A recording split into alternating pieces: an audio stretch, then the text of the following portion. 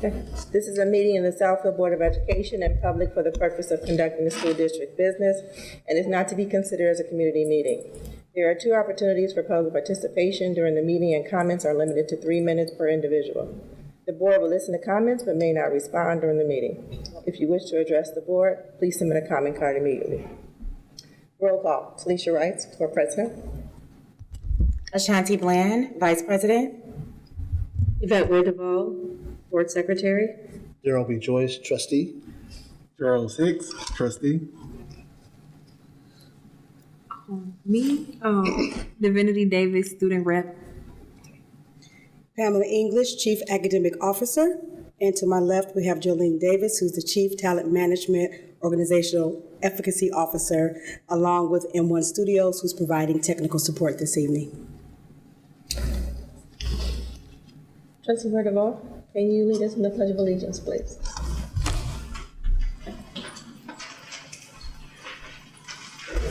I pledge allegiance to the flag of the United States of America and to the republic for which it stands, one nation, under God, indivisible, with liberty and justice for all.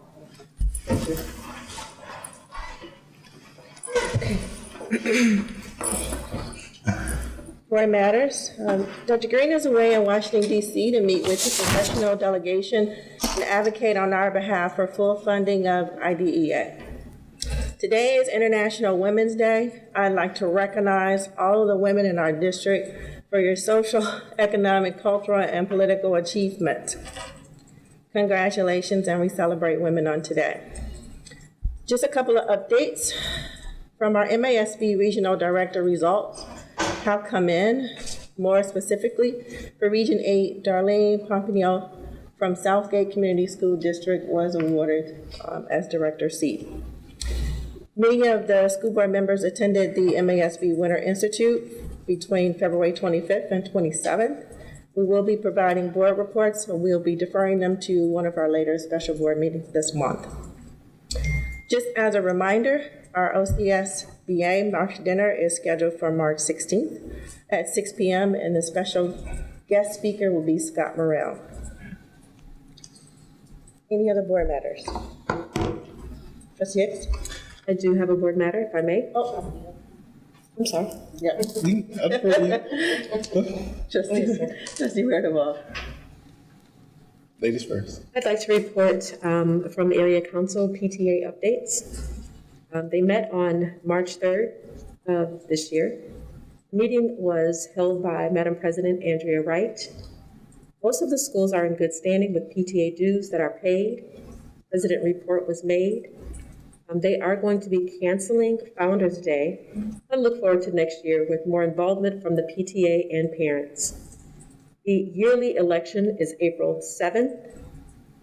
Parent involvement is really needed in the future as we return back to buildings, and the schedule is laid out. And I also would like to announce that Madam President Andrea Wright will be serving her last year. Thank you. Thank you. Trustee Hicks? Yes, thank you. It's more of a plea. With the board's permission, I'm going to want a letter to go out to community as well as the parents of the district. Because I was reflecting, I was at a basketball game a couple of weeks ago here at A&T, and it just made me remember or reminisce when I was a student how a lot of parents were more involved in day-to-day activities at all the buildings. And I remember getting influenced by not just administrators and teachers, but from other folk parents. And you kind of, you acted in order because you had so many folk who were around. I'm noticing that some of that is missing in our community. Over the next year, the district is going to need a lot of support in various capacities from community, whether you have children in the district or not. But what I want to do is to have us seek and ask, because there's several folks that say, hey, well, what can I do? Well, there's a list of things you can do. But we want to have a list of things that we can have ready and available so that folk can step up and assist. I mean, no, all effort is value added. Because I noticed several parental figures at one of my kids' schools. All the kids know those parents by name. They treat them with the same amount of respect, or if not more, than the teachers and the administrators. And I believe that by having more of us, I mean, you can't be what you can't see. And if we want folk to be, good young men and good young ladies, you need to present folk who exude that. So again, I want us to ask for support from various stakeholders in the district or outside the district to help us make some of our visions reality. Letter from the board or the district? Either way.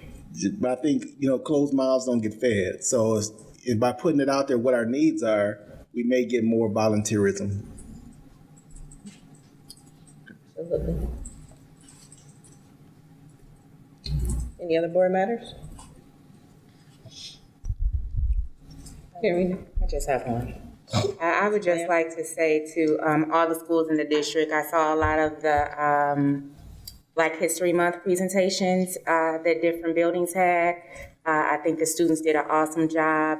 Thank you for the building administrators and the teachers who went the extra mile and sent them home with projects during the break. Everything looked awesome, and I just appreciate the dedication that we had to recognizing Black History Month and allowing our children to get that lens. So thank you to our district in totality for that. Thank you. We will move to the report of the student board representative.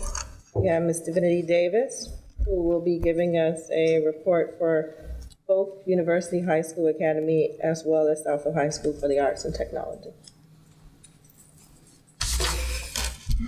Okay, I'll start with Southfield's report. First, I would like to start off by saying Happy Women's History Month. Last month was Black History Month, and in celebration of this, we had a school-wide door decorating contest where seminar classes decorated their doors to the theme of Black History Month. Mrs. Birch's seminar class won the contest. On February 27th, several of our students, along with some administrators, went to the Michigan Association of School Student Councils State Conference at the Amway Plaza in Grand Rapids, where they participated in leadership activities and also donated to the state. For our senior class, thanks to our senior sponsor, Mr. Green, we officially have a prom location and date.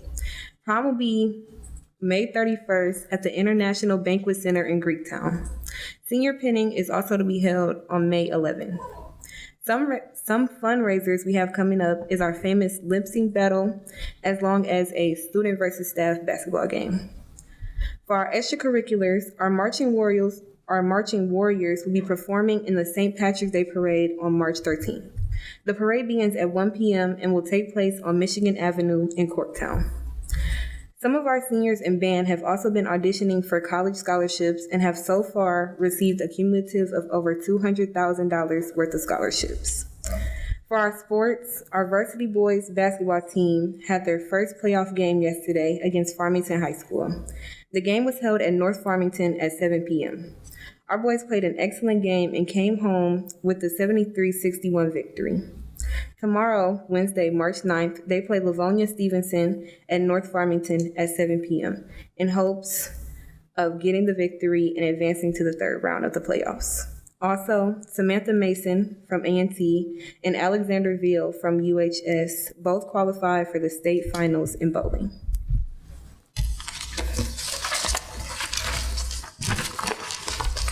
Okay.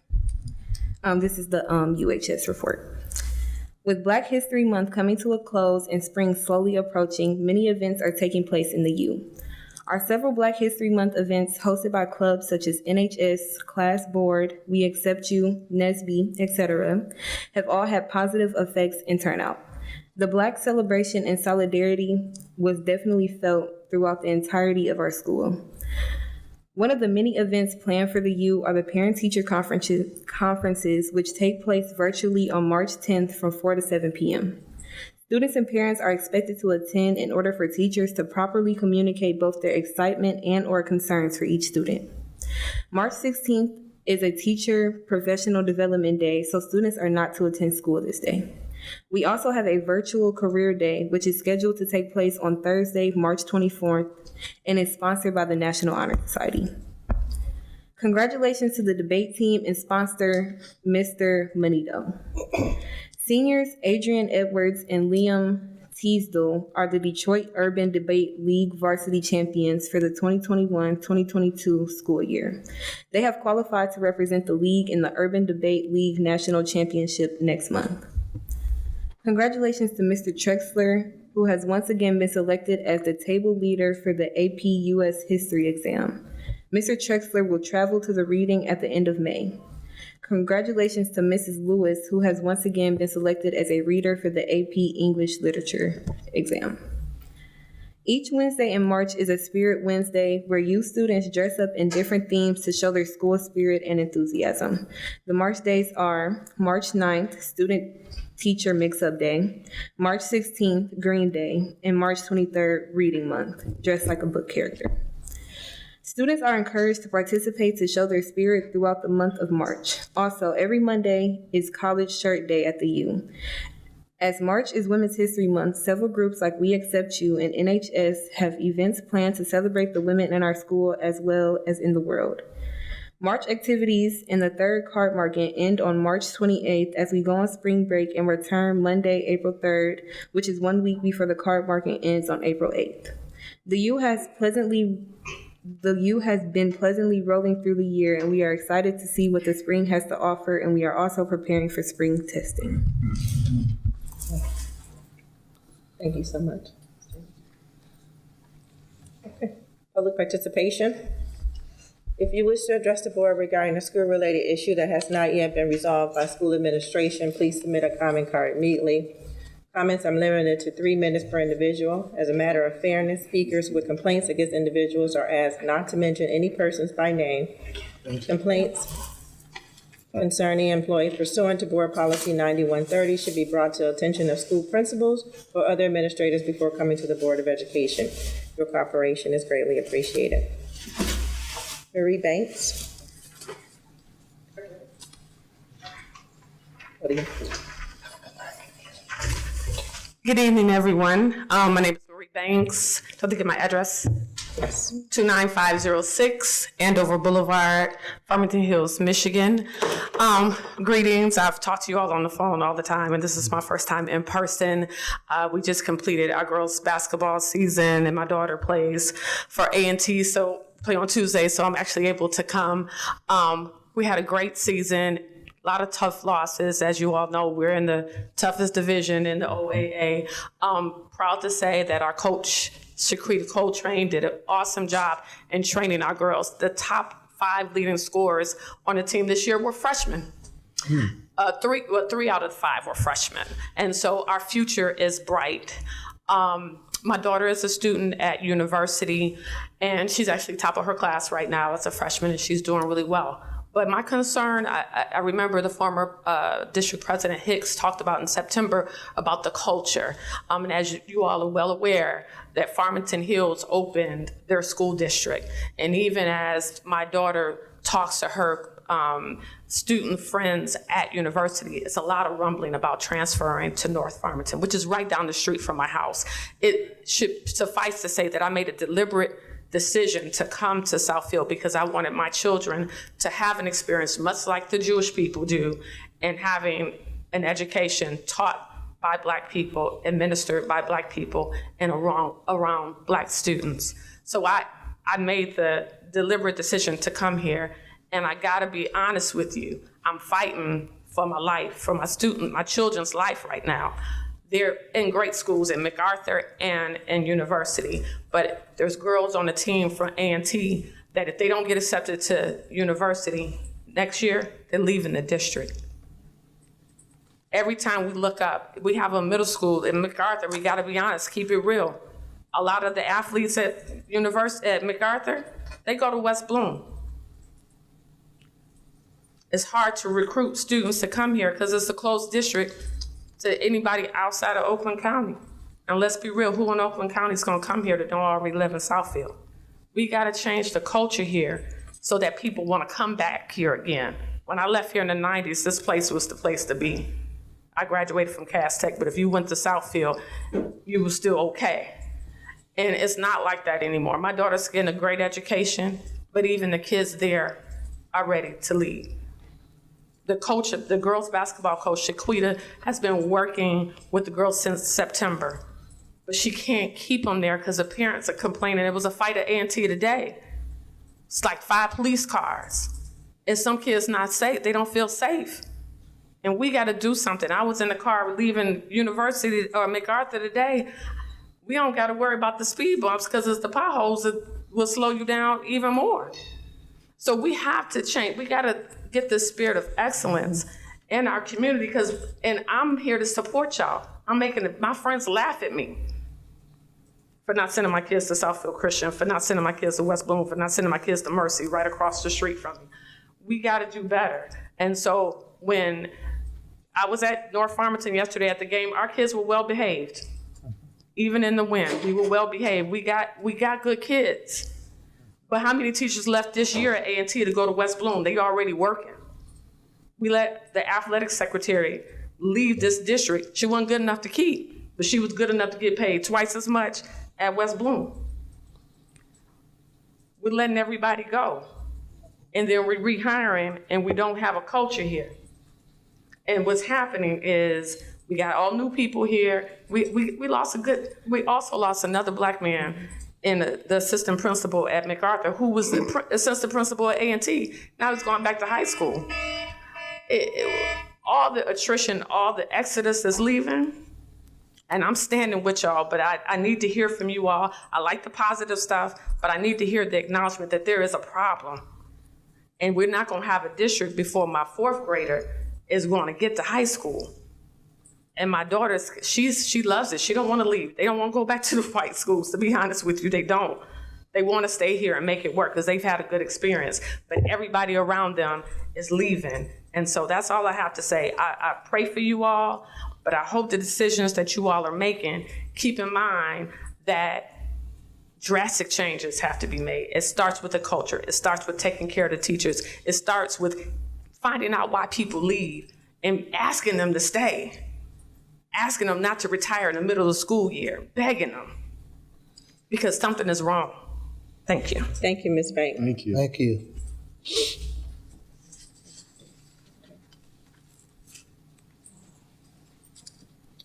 Okay, we will now move to the report of the superintendent. Thank you. Hey, how you doing? To President Rice and the trustees in our community. Here. Trustees, attached to the agenda is a list of current bills that would potentially impact education, along with the positions of the Oakland County Superintendent's Legislative Committee relative to the matter. After your review of the items, if you have any questions, Dr. Green will be happy to entertain them upon her return regarding those legislative updates. Hearing none. Okay. Report 6043 of the revised Smythe resolution. Trustees, I've asked James Jackson to come to the podium this evening as we have learned of some omissions related to Smythe's dynamic career and contributions that were of great impact to Southfield Public Schools. We ask that the revised resolution be read into the record for your consideration and adoption. Mr. Jackson, if you would. Thank you, members of the board, Ms. English, and members of the public. This is a resolution in support of acknowledging the educational legacy of James Smythe. The Southfield Board of Education hereby resolves, let it be known that it is with a strong sense of admiration for all the many years of service Jim Irving Smythe gave to the people of Southfield and its students that we salute Jim Smythe for his hard work, professionalism, and dedication displayed during his more than 33-year career with the Southfield Public School District. We are honored and proud to recognize the loyalty and devotion to educational excellence and public service he exemplified every day. Our community, its schools, and its students have benefited from his service and will continue to do so for years to come. Whereas James Jim Irving Smythe, age 88 of Lathrop Village, passed away Saturday, January 1st, 2022, at Ascension Providence Hospital Southfield campus. He was born June 9th, 1933 in Detroit to James and Marie Smythe. Whereas Jim grew up in Southwest Detroit and graduated from Holy Redeemer High School. He met Mary Ann at Michigan Normal College, now Eastern Michigan University, in February 1953, and they married in Ypsilanti later that year. On December 7th, 1953, he was drafted into the Army and was honorably discharged after his service. Whereas Jim was a business and administrative intern teacher before becoming the beloved principal of Southfield Lathrop High School for 26 years. For his whole life, he couldn't go out anywhere without running into a former coworker or student with happy memories of his time at SL. After retirement, he returned to Southfield Public Schools to serve as an interim human resources position and as interim principal at Southfield Lathrop High School.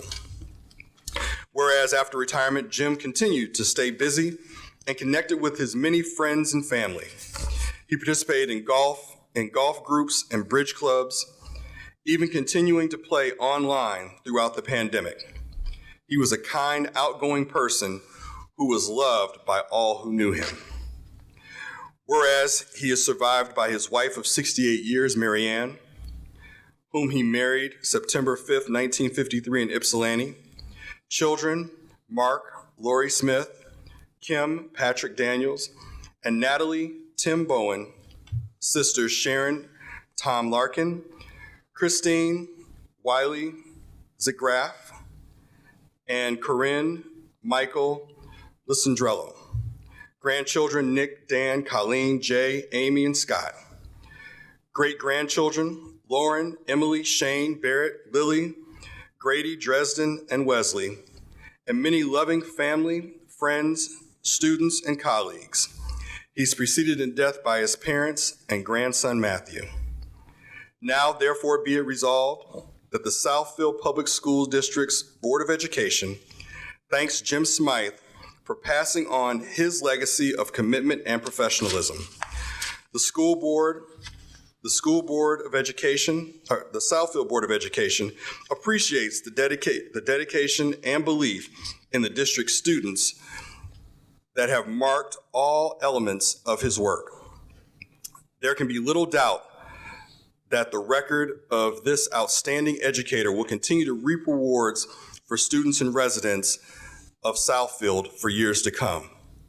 Be it further resolved that the district will provide an original copy of this resolution to the family of Jim Smythe and place a copy in the permanent records of the Southfield Board of Education in commemoration of his life, of the life and legacy of Jim Smythe. Thank you. Thank you, Madam President. This concludes the report of the superintendent. Okay. Through the chair, I just want to acknowledge for the minutes that Trustee Johnson is present since I walked in a little bit late today. Thank you. And Trustee Smith-Thomas. Correct, thank you. And it is with great pleasure I ask for a motion to open and approve Report 6043, resolution in support of acknowledging James Smythe. So moved. Support? Any discussion? Board Secretary, please call for the vote. Trustee Williams? Yes. Trustee Hicks? Yes. Trustee Johnson? Yes. Trustee Joyce? Yes. Trustee Smith-Thomas? Yes. Trustee Rice? Yes. Myself, yes, unanimous. Motion carries. Okay, we will move to action items. Motion to open and approve Report 6055, Personnel Action Report. So moved. Second. It's been moved and supported. Any discussion? Just a question. Is there an update on the negotiations with SASA?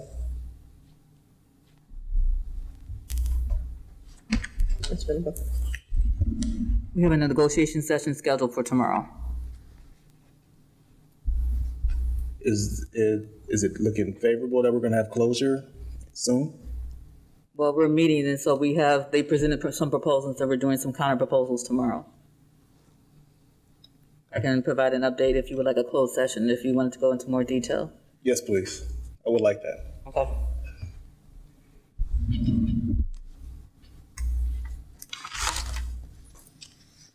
Any other discussion?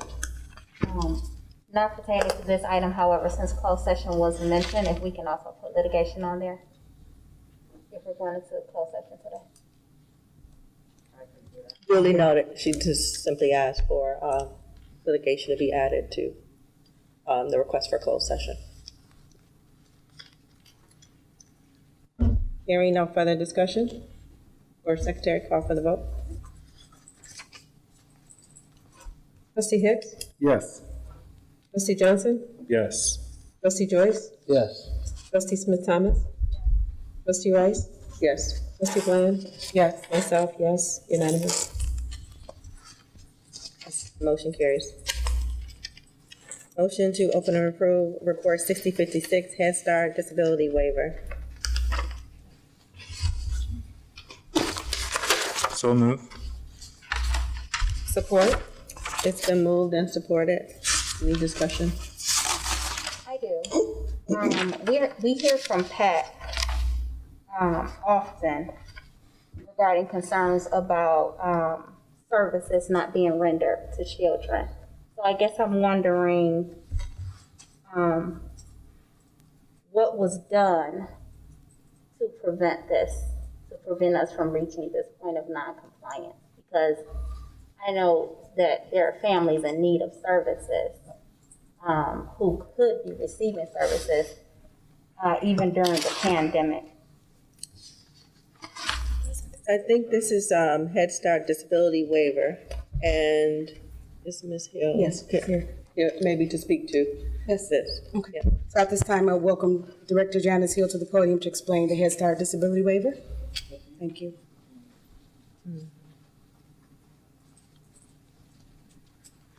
Good evening, Board, Thank you. Ms. English, and our community. If you wouldn't mind repeating, I'm sorry, I didn't hear what you were asking. I guess I'm wondering what was done to prevent this, to prevent us from reaching this status. We hear from PAC often regarding children in need of services and whether or not we're meeting those services properly. So if we are, on one hand, have families in need of services with concerns, and on this end, if I'm reading this report properly, you're stating we failed to meet what was required in terms of the number of children with IEPs within the Head Start program, which is why this waiver is being brought before us. So what was done in the interim to prevent this, and how do we move forward from here? Okay, so actually, Children within the district and the community in need of services. okay, so actually, we did not have children that had enrolled and were eligible, that had IEPs that we did not service. We did not meet our 10% because out of the enrollment of the children, there were not children identified with an IEP. We also experienced a teacher shortage, so we were unable to reach our full funded enrollment because we did not have teachers to service our children. So as a result, we were not able to meet our 10%. So is it the teacher shortage impacting the ratio, which is then impacting the enrollment? Yes, ma'am. Okay, so then what do we do? And perhaps that's a question for the superintendent. Yep. Thank you. You're welcome. Thank you. Ms. Hill, before you go, Yes. can you kind of speak to, this waiver helps us to ensure that we don't get into non-compliance? Yes, ma'am. It does. just have to, if we could shed some light on it, some additional information on that for us. Beg your pardon? No, I was just looking for some additional information on that. Okay, so we are required through the Office of Head Start to ensure that 10% of our children, 10% of our full funded enrollment are children with individual education plans.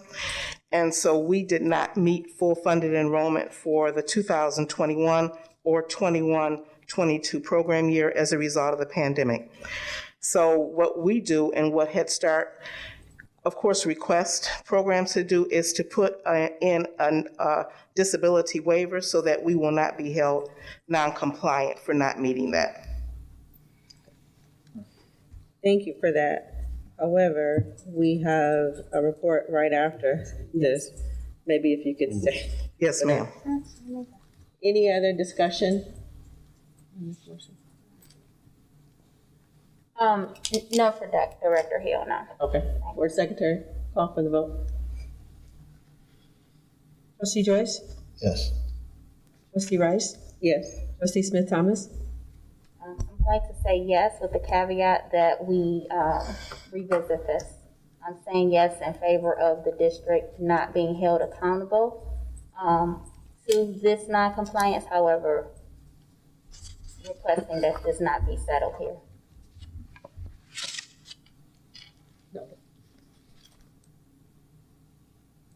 Trustee Hicks?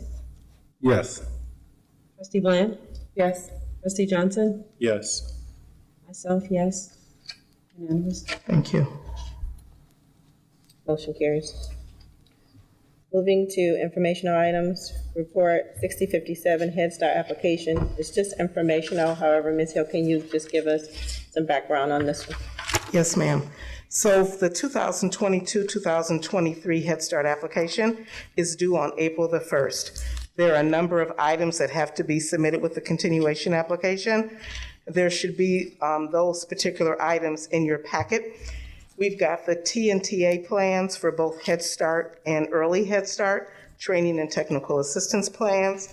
There is also the 5-year program goals, and you will notice that there are some updates on the specific goals. We have the annual report, and the annual report is actually for the 2020-2021 program year that we are required to provide so that the public can see how we expend funds and we can give them information about the number of children and families that we served. You also have selection criteria points, and those are the points that we use to determine eligibility. And you also have your community needs assessment, and that was done just to ensure that we're meeting families with the greatest need in our community, and that helps drive us in preparing the application for the Office of Head Start. And you also have an organizational chart for 2022-2023. Were there any questions that you had on any of the items that will have to be submitted with the Head Start application?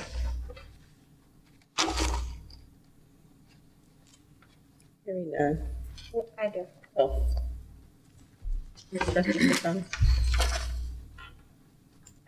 I want to look through it really quick. Okay, so my question is in regards to the 2022-2023 year. I noticed there weren't any goals mentioned here in regards to that school year, being that we'll soon be out of this school year. Would these same year 3 goals just fall into that category then? Yes, so initially when you submit your baseline application, you include goals, and usually the only goals that are updated are your school readiness goals. However, we did not update the school readiness goals because we feel that as a result of the pandemic and needing to close periodically because of various reasons, especially when we've had some cases of COVID, we want to give teachers an opportunity to work with those same school readiness goals with our children in the following program year. Which goal number are you referring to, please? Oh, number 6, okay. I'm following you. Okay, number 6, right? Yes, the school readiness goals. And so those would be your, okay, let's increase in, school readiness, so that's your program goal number 6, 7, 8. It goes all the way through goal 10. But when you first initially submit your goals for your baseline application, those are the goals that you have told the Office of Head Start that you are looking at meeting, and so you update those goals every year throughout the continuation application. Then new goals will, of course, be created when we go into another baseline, which will be in 2024, 2025.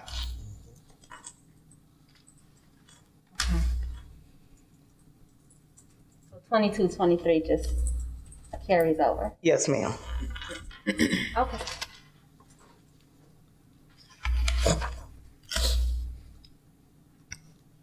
Are there any more questions? Thank you, Ms. Hill. Thank you. Moving to report 6058, water main break. Might we ask Ms. Venable if you could come to the podium and give us some background information on this one?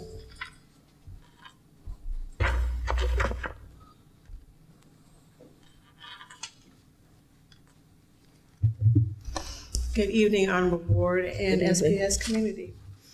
A water main break was discovered in the front of Kennedy Learning Center February 24th. It was reported to us by the City of Southfield Public Works Department, which had received a complaint from a neighboring citizen about water that was spewing out of an area on the grassy area of the school and onto the street area on Mount Vernon.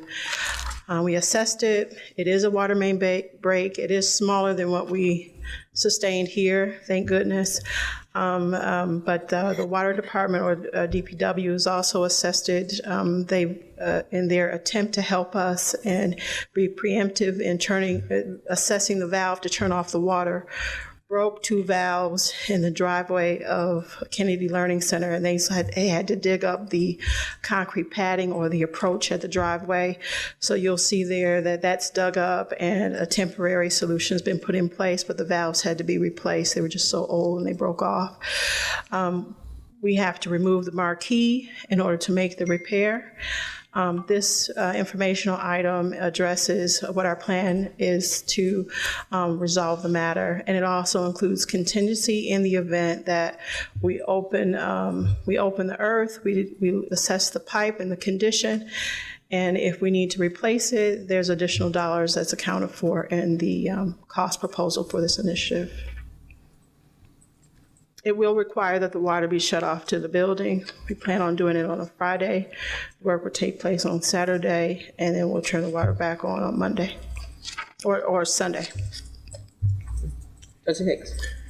Is any of this covered under our insurance? It's not. So it's all will have to come from general? Yes, sir. Thank you. Yes, sir. This seems like an urgent matter. If it would behoove the board, I'd be open to a motion. You all already acted on it, right? We have not. So the water main break is you couldn't even look at it from the street. You won't be able to see it from the street if you have to walk up on it. We have not acted upon it. We can't turn the water off because it'll turn the water off to the building, and we just didn't want to be disruptive to the instructional environment. So it's still there. So when we do address it, what's the plan for the students that participate, that go to that school? Yes, sir. So we plan on doing the work over the weekend. We're going to start on a Friday night, shut the water off. Is there a contingency in case, with anything, you open it up, you find more? Yeah, I'd have to advise our superintendent. If we open it up and the conditions on Saturday, what we can assess is much more dire than we initially thought, then we'll have to plan for that Monday's instructional time for the students. So I guess my ask I'm sorry. Or we can wait. No, I think I know where you're going. Yeah, okay, well. I know where you're going. All right. But we have a week? There you go. 2 weeks? Yeah. We can wait. There you go. But just know that the water main break is there. Yeah, so I'm afraid to see the water bill then. So Can't shut it off. Yeah. I'd rather do that than be disruptive to the students unless the superintendent has a contingency plan for relocating, because it's not like we're relocating A&T. So I think we should explore both before we make a final determination whether we wait, because again, we are spending money on that water. So It's my understanding that Dr. Green does have a contingency plan, and if it would behoove the board to move this to an action item, it will allow them to do that. So I'm sorry, but because we are talking about this, should we as a board, to your point, make a motion not to exceed a certain amount in order, if they do make the determination to proceed? Yep. Okay. Short answer. Trustee Burdwell. So it was along the same lines of, do we have a estimate as of yet on what the dollar amount would be? Yes, ma'am. That's there, the 10,500. I added 50% contingency, and then I also included costs for materials and additional labor in the event that it's more extensive than we initially planned. That's between 5,000 and 10,000. So that's how we derived at the 25,950, 590, I believe. Yeah. Through the chair. Trustee Glenn. So the 25,750 that is quoted in the document, it includes contingencies already? It does. Okay. Hearing any further discussion? May I also highlight that in the narrative, I also addressed that the marquee would have to be removed. We'll do that with our in-house resources. But to reinstall that marquee would require other resources outside the district at a later date. And I would have to obviously come back to you for approval for that. Thank you. At this time, I will open the floor, entertain any motion. I move that we open and approve report 6058, water main break, with the understanding that there's going to be additional discussion with the superintendent and her staff to assess all viable options. But if they lead to pursue correcting per the report, that we give them the agreement to proceed. Support. It's been moved and supported. Any further discussion? Board Secretary, please call for the vote. Trustee Joyce? Yes. Trustee Johnson? Yes. Trustee Hicks? Yes. Trustee Bland? Yes. Trustee Smith Thomas? Yes. Trustee Rice? Yes. Myself, yes. Motion carries. Thank you, Ms. Thank you. Okay, we move to financial report and monthly bill disbursement. Mr. Ingram, do you have any financial information for us?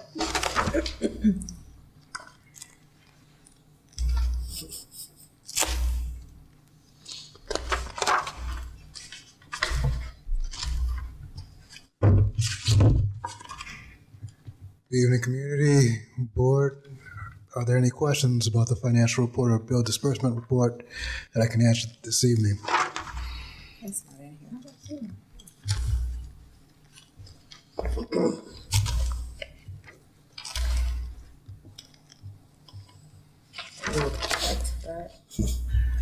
It's not in the press. Mr. Ingram, I think we may have to come back to that. The special meeting. Sorry, excuse me? If you wanted to give us some highlight, I think we may have to come back to that. We don't. It's not in the packet. Thank you. My apologies for that. We will move to, for the good of the order. Mrs. Smith Thomas. Yes, board president and board and community. My concern is regarding the superintendent evaluation tool and identified goals. I've been asking the board president since January when this would be an item placed on the agenda. I'm an educator, and many of you here are educators, and we know that at the beginning of the school year, we set our goals. We have to set our goals, and we're evaluated and we're observed on our goals.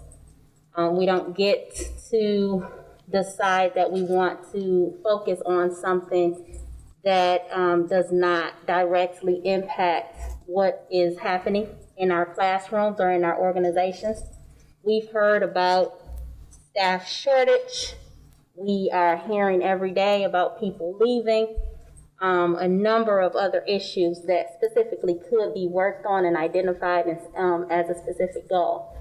However, to date, we have not set what the goal would be. As a Board of Education, the state of Michigan requires that we provide an evaluation for the superintendent on a yearly basis, an annual basis. So we should have set those goals in January. We should have voted on a tool, a specific tool. New board members who have not had the opportunity to experience the evaluation process should have had an opportunity to review a tool or a number of tools. This board then vote on one and specific goals be met.